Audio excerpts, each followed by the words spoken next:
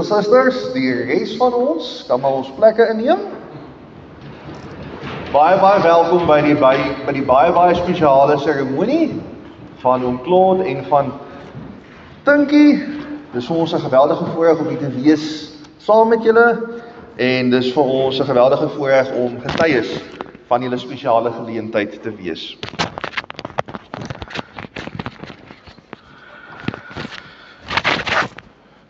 Broers en susters, voordat ons uit die Here se woord uitlees, kom ons bid saam. Ons almagtige en alomteenwoordige Here, U wat met oom Claude en met Tinkie al vir jare lank 'n pad loop, en wat hulle ook tot by vandag vergesel het. Here, ons gee die eer van vandag aan U. Here, ons sê ook vir U dankie vir die mense wat U hulle gemaak het.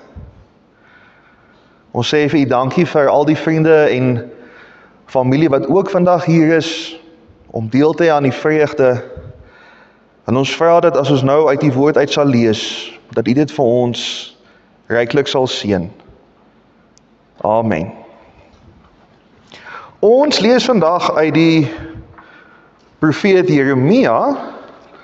Ons lees Jeremia 29 en ons lees vers 1 tot 14.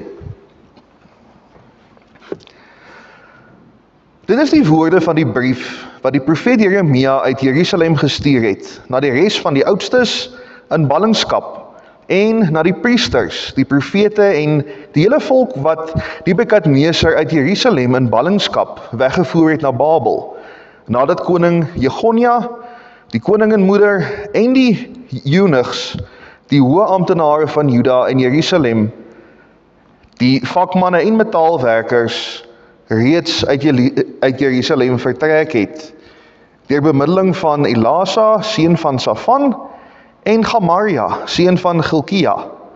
Hulle wat deur Sedekia, koning van Juda, na Babel, na Nebukadneser, die koning van Babylonië gestuur is. So sê die Here, heerser oor alle magte, die God van Israel, aan al die ballinge wat ek uit Jerusalem na Babel in ballingskap weggevoer het. Bou huise en bewoon dit. Plant tuine aan en eet die vrugte daarvan. Neem vroue en verwek seuns en dogters en kry vir julle seunsvroue en gee julle dogters aan mans, sodat hulle seuns en dogters kan kry. Word daar meer en moenie minder word nie. Bevorder die voorspoed van die stad waarin ek julle in ballingskap laat gaan het en bid tot die Here vir die stad, want in sy voorspoed is daar ook voorspoed vir julle. Ja, so sê die Here, heerser oor alle magte, die God van Israel, moenie dat julle profete en die voorspellers in julle midde julle mislei nie, en moenie aandag gee aan die drome wat julle hulle laat droom nie, want dit is leuns wat hulle vir julle profeteer het in my naam. Ek het hulle nie gestuur nie, is die uitspraak van die Here. Ja, so sê die Here, as 70 jaar vir Babel verloop het, sal ek aan julle aandag gee en my goeie belofte aan julle gestand doen, om julle na die plek toe terug te bring. Ja, ek ken die planne wat ek vir julle het, is die uitspraak van die Here. Dit is planne van voorspoed en nie teenspoed nie, om aan julle 'n toekoms en hoop te gee. Julle sal my aanroep en kom en tot my bid, en ek sal na julle luister. Julle sal my soek en vind, as julle my met julle hele harte raadpleeg. Ek sal my deur julle laat vind, is die uitspraak van die Here. En ek sal julle lot verander en julle bymekaar maak uit al die nasies en al die plekke waarin ek julle verdryf het, is die uitspraak van die Here. En ek sal julle terugbring na die plek waarvandaan ek julle in ballingskap weggevoer het. Ons lees net tot sover. Mag die Here elkeen seën wat die woord hoor en ook daaraan gehoor gee. Broers en susters, ons het nou vandag gelees uit die profete uit. En as ons meeste van die profete wil verstaan, dan help dit as ons iets verstaan van die ballingskap. Wat is 'n balling? Wat is ballingskap? In die Kaap praat hulle van 'n balling as die eenheid van suiker wat daar in druiwesap is, of wyn. Maar dis nie waar ons vandag is nie.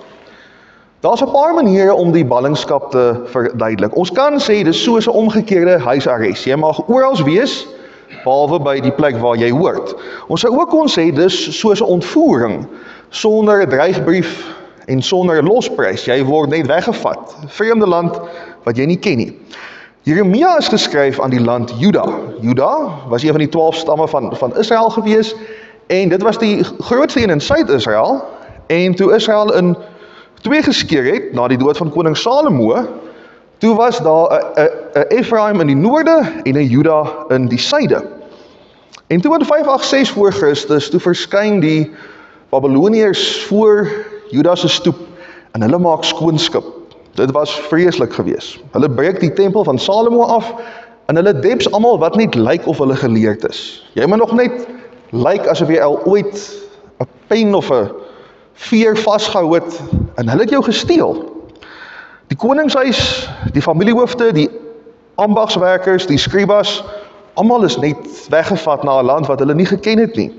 Nou sit hulle daar in Babel as gevangenes, en die enigste misdaad wat hulle gepleeg het, is dat hulle nie Babyloniërs is nie, hulle is die mense wat verloor het. So wat doen Juda? Juda maak soos Bonnie Tyler. Hulle wag vir 'n held om hulle te kom red, maar die held kom nie. En dan vra hulle, maar waar is die Here dan? Wat het dan nou van die Here geword, nadat die tempel nou verwoes is? Wat moet ons nou doen? Vir soveel jare was Juda se enigste verwysing na die Here, maar die tempel van die Here gewees. Dit het vir omtrent 500 jaar gestaan, dis nou die eerste tempel wat Salomo gebou het, en toe daai tempel nou weg was, toe het mense gevra, maar het ons dan nou nog die Here as die tempel nou weg is? Selfs toe Noord-Israel verower is, 'n paar 100 jaar van tevore, toe sê die profete, maar solank as wat die tempel nog hier is, gaan niks met ons gebeur nie, want ons is die Here se gunstelinge, ons is hier wat die tempel is. En minder as 200 jaar later, toe vind hulle uit, maar die tempel gaan hulle nie beskerm nie. En selfs toe die tempel platgeslaan is, toe was daar vals profete geweest. Daar was mense wat vir Israel gesê het, nee vriende, volgende jaar die tyd, dan hou ons hittefees daar so in Jerusalem. Nee vriende, God het vir my gesê, ons moet nog net 'n bietjie vasbyt, ons vryheid is naby. En wat het Juda toe gedoen? Hulle het aan 'n tak gehang, soveel so dat hulle amper van die tak afgeval het. Hulle het vasgebyt, soveel so dat hulle amper hulle tande afgebyt het, en hulle het hulle asem opgehou, dat hulle amper flou geval het. Hoekom? Want hulle het opgehou lewe. Hulle het net vasgebyt en gewag en gehoop vir beter dae. En toe moes Jeremia nou vir hulle die nuus breek.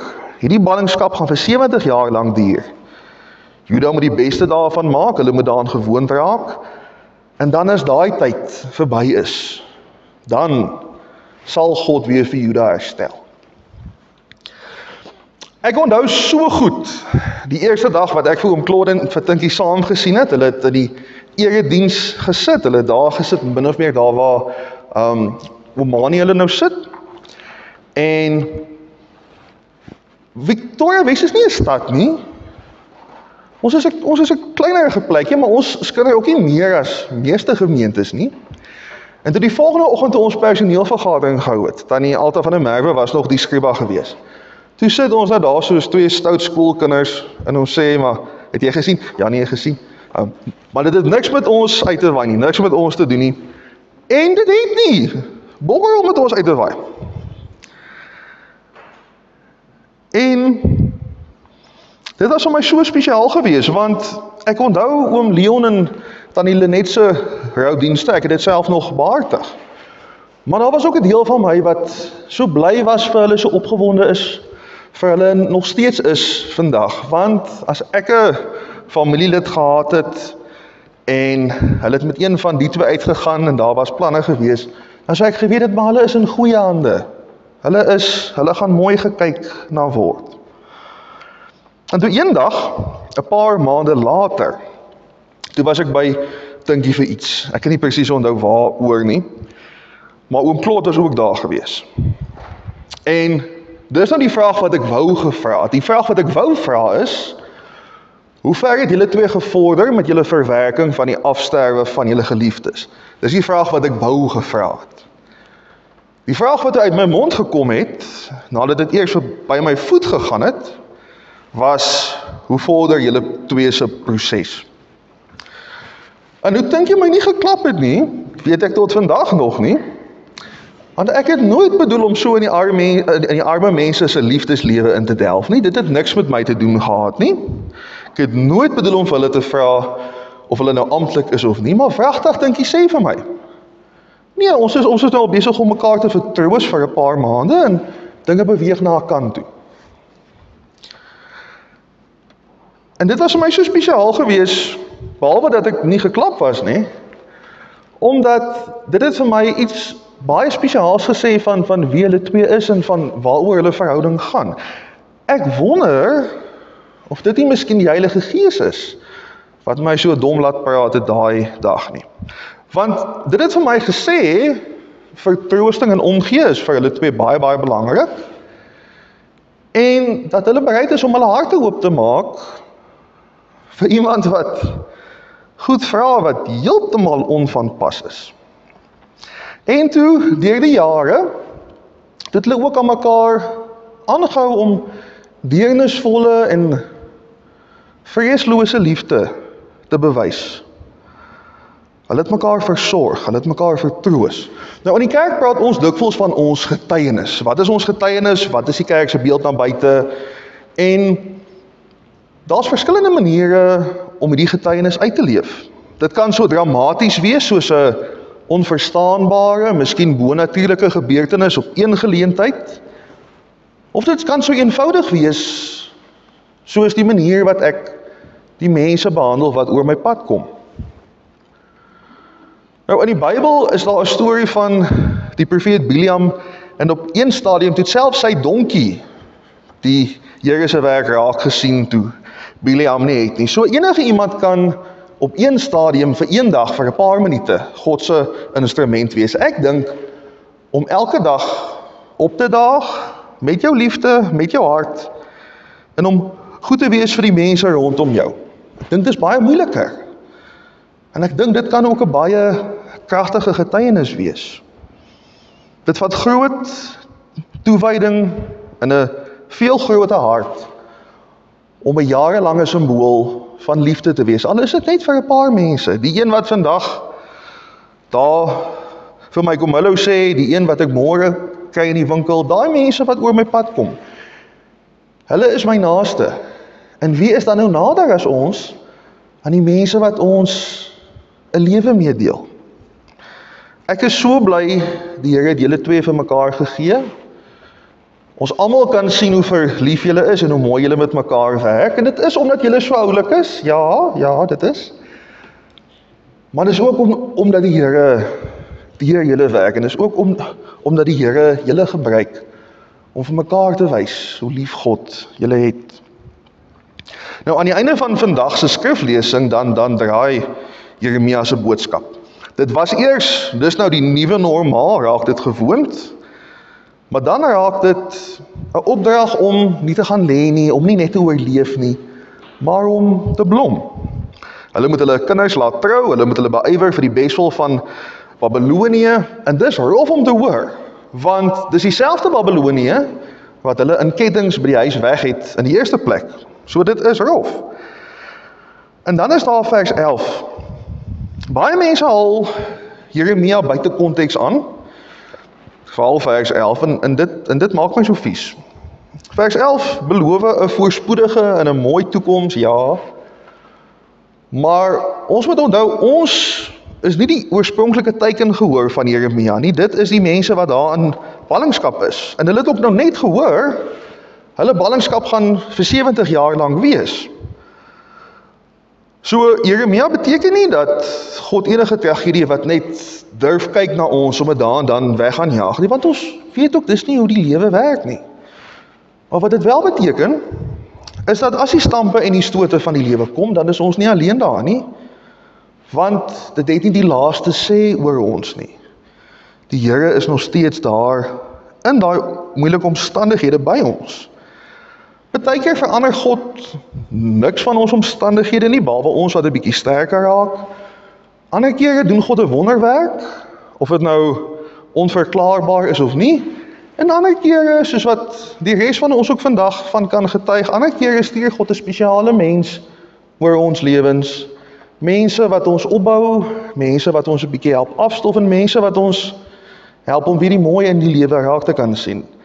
En as dit dan nou iemand is wat ons vlinders in die maag gee, dan is dit mos nog soveel beter. God beloof vir Juda dat, selfs al is die tempel stikkend, hulle sal altyd vir God kan vind. Of dit in Babel is, en of dit in Jerusalem is, God het nie weggeraak nie, en God gaan ook nie weggeraak nie. Oom Claude, ek weet jy gaan mooi kyk na Tinkie. Ek weet jy gaan haar behandel met die sagtheid wat sy verdien. Ek weet jy gaan elke dag vir haar moeite doen en haar bederf soveel soos wat jy kan. Tinkie, ek weet jy gaan ook mooi na oom Claude kyk. Ek weet jy gaan hom waardeer. Ek weet jy gaan aanhou om sy siel uit te trek en dat hy altyd op jou kan staat maak, want jy is 'n staatmaker. Ek wil graag vir die paar van ons wat nou van ver af kom, wil ek graag 'n storie vertel. En die mense wat nie op die kerkraad onlangs gedien het nie, wil ek graag ook hierdie storie voorvertel. En George, ek is so bly jy's hier vandag. Oom Claude is nou ouderling van ons wijk, van Sentraldorp wijk. Voor dit was hy diaken gewees. En George daarachter was ouderling van Nieuwedorp gewees, en George is in sy 40's, sy vroeg 40's. Dan was dit dan altyd 'n lekker geterg en 'n gespot in die kerkraad oor hierdie jong ouderling, en dan nou hierdie ervare diaken. Ons het so lekker gelag. So, dink jy, ek wou vandag vir jou gesê, jy hou vir oom Claude jonk, maar eintlik dink ek, hou julle twee mekaar jonk, deur die manier wat julle mekaar behandel. Geen verhouding is 100% volmaak nie, maar ek dink almal kan sien, nie net vandag nie, maar elke dag hoe gelukkig julle is. En daar mag dalk uitdagings wees, daar mag dalk beter en minder beter daar wees, maar weet dit, die Here sal elke dag by julle wees. Elke dag van die res van julle verhouding en die res van julle toekoms wat vandag begin. Mag dit 'n blink en 'n voorspoedige een wees, en mag julle die Here se hand elke dag beleef as julle na mekaar kyk. Amen. Broers en susters, dis nou vir my 'n geweldige voorreg om vir ons oor te gaan na die huweliksformulier. Broers en susters, ons het hier in die teenwoordigheid van God saamgekom om getuies te wees van die bevestiging van die huwelik van oom Claude en van Tinkie. Ons het ook saamgekom om vir God se seën op hulle huwelik te bid en om te deel in hulle vreugde. Ons Here Jesus Christus het deur sy teenwoordigheid by die huwelik in Kana in Galilea hierdie lewensverbintenis tussen twee mense geseën. Die huwelik gee uitdrukking aan die besorgdheid van God, toe hy aan die begin gesê het, dis nie goed dat die mens alleen is nie. Ek sal vir hom iemand maak, iemand wat hom kan help, sy gelyke. So het God dan mense vir mekaar gemaak, om mekaar aan te vul en by te staan. Om so deur die Here verenig te wees is 'n voorreg, 'n vreugde en 'n verantwoordelikheid. Elders in die Bybel word die huwelik vergelyk met die verhouding tussen Christus en die gemeente. Soos wat Christus en die gemeente aan mekaar verbind is, so word julle as eggenote aan mekaar verbind. Soos wat die verbintenis tussen Christus en die gemeente 'n band van liefde is, so word julle ook met 'n band van liefde aan mekaar verbind. Soos wat Christus die gemeente liefhet, so moet julle ook mekaar lief hê. Soos wat Christus homself vir die gemeente oorgegee het, so moet julle julleself in liefde ook vir mekaar gee. En soos wat die gemeente aan Christus toegewy is, so moet julle ook aan mekaar toegewy wees en mekaar se belange op die hart dra. Oom Claude, Tinkie, aanvaar julle alles wat die Here vir ons in sy woord oor 'n lewe van wederwysige liefde en trou leer? Is dit julle opregte voorneme om julle huwelikslewe hiervolgens in te rig? En begeer julle om met die seun van die Here in die eg verbind te word? Wat is julle antwoord hierop? Gee dan nou vir mekaar die regterhand.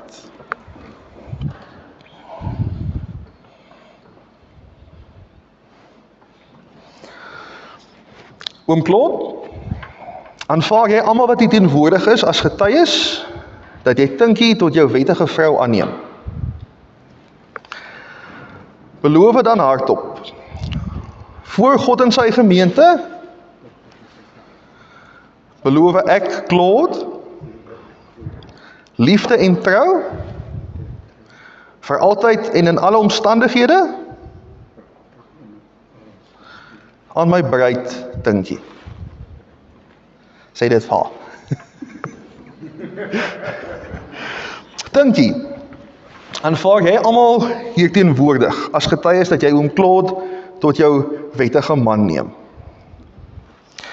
Beloof dan hardop, voor God en sy gemeente,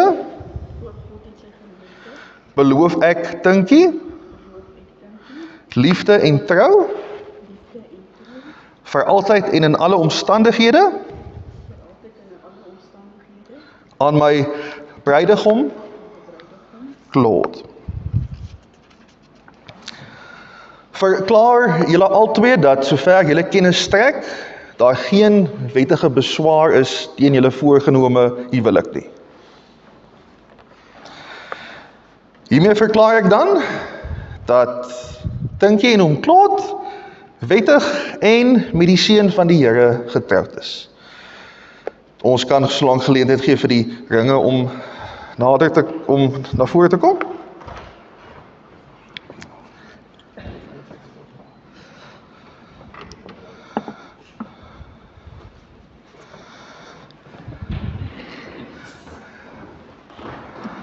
Julle kan maar vir mekaar die ringe aansit.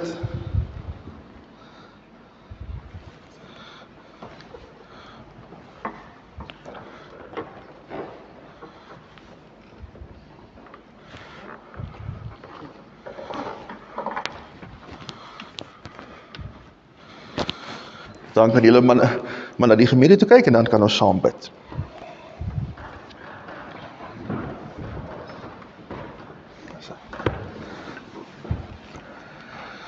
Ons Here, ons wil as medegelowiges, wil ons ook vandag u seën op hierdie huwelik toebid. Here, ons vra dat u vir hulle baie gelukkige jare sal gee, dat hulle sal stomgeslaan wees deur die vreugde en die liefde wat u vir hierdie huwelik gegee het. Here, ons vra dat u hulle sal help om die beste eggenoot vir mekaar te wees wat hulle kan, en dat hulle daardeur ook iets van die liefde sal uitdra, nie net aan mekaar nie, maar ook na die res van die gemeenskap. Baie dankie dat ons weet, hulle is nie alleen op die reis nie, u is by hulle, en dat hulle ook mekaar het. Baie dankie vir die geleentheid. Amen. Nou kan julle mekaar maar 'n lekker ou swingetjie gee, terwyl almal kyk.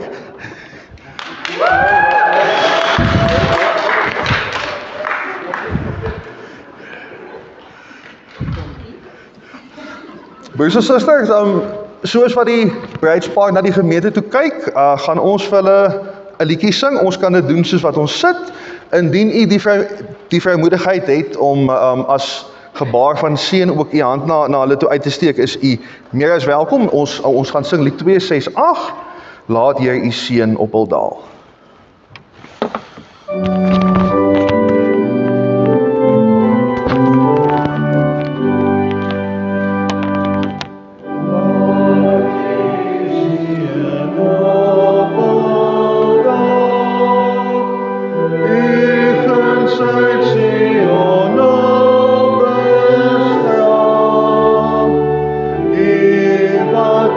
Feeling that has